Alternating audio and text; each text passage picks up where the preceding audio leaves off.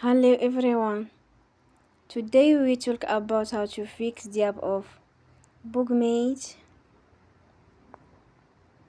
We go to settings, then we click on apps. After that we search the app Bookmate and we click. They will on for stop.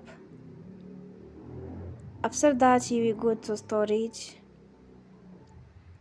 Then we click on clear cache.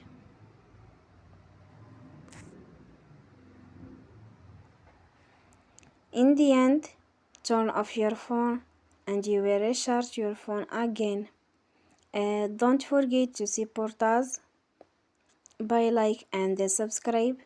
See you next time and thank you for watching.